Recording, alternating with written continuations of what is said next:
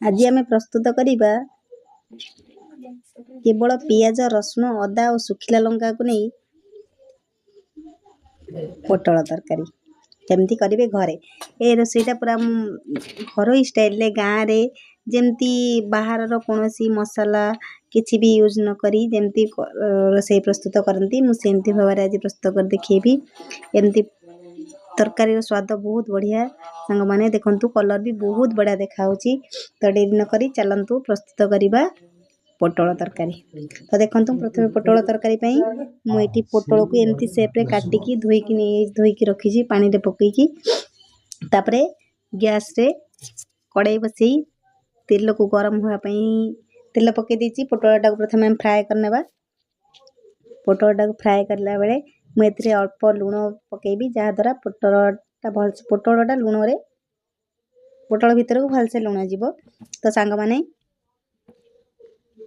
जदि आपण मानकु मो रेसिपी मो वीडियो भल लगुची तो चैनल को सब्सक्राइब करंतु वीडियो भल लगे लाइक कमेंट शेयर करंतु। तो देखंतु एठी पोटल भलसे भाजी गलानी ताको मैं गोटे प्लेट को काढ़ी रखीदेवी। आपण मैंने चाहिए पोटल रे जो आलू पकेबे तो कंचा आलू नहीं तेल रे फ्राए करने किंतु मुझे सीझा आलू नहीं देखो मु आलू को सीझेकी तर चोपा काढ़ी अलग रखीदे पोटल आलू को अलग काढ़ी सारा बर्तमान बंची तेल रे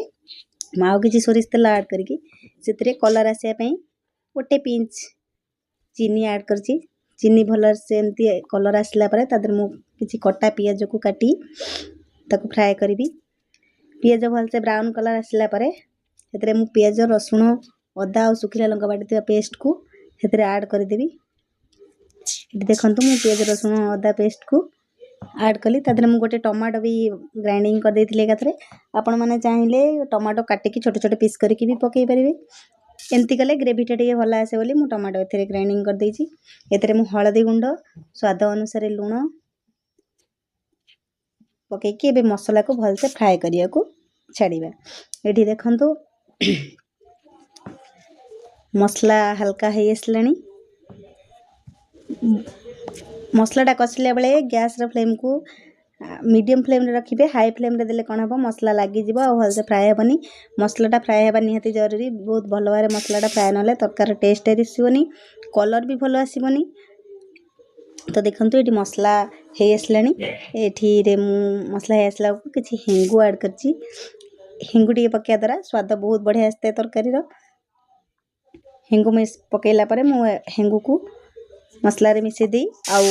2-3 मिनट भाया फ्राए करी। देखंतु मसला आमर ये पूरा है आसलानी कारण देखंतु मसला तेल एमती छाड़ीबा आरंभ कलानी कलर भी बहुत बढ़िया देखा मसला जदि है ना सांग माने ताले कलर केबे भल आसीबनी। देखंतु ये मसला है आसलानी एबे मु एथिरे भाजी की रखिथिबा पोटल को ऐड करी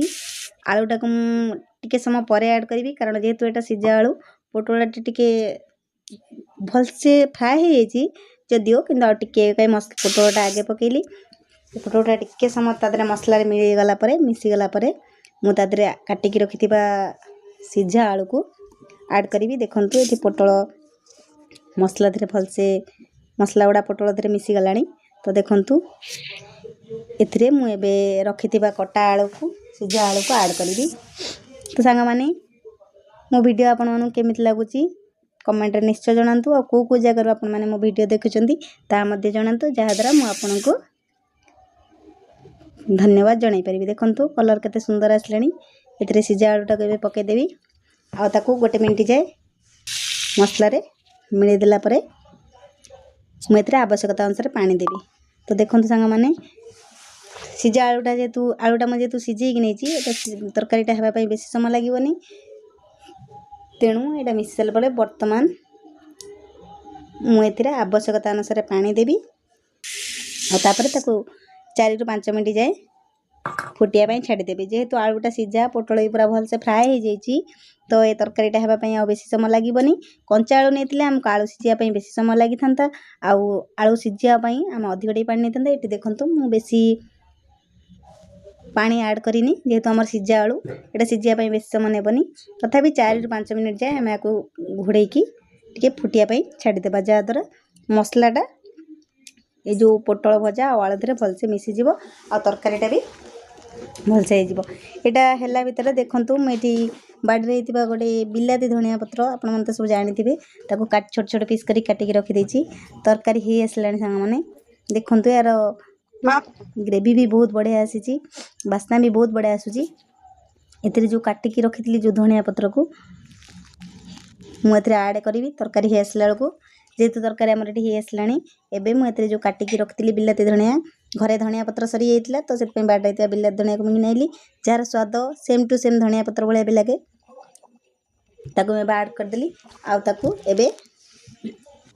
मिसई देवी ता धरे देकी तापरे रेडी हो जिवो हमर पोटल आलू तरकारी तो सांग माने आपण माने जदी बिलाती धनिया भी तरकारी रे व्यवहार करन तो कमेंट रे निश्चय जणांतु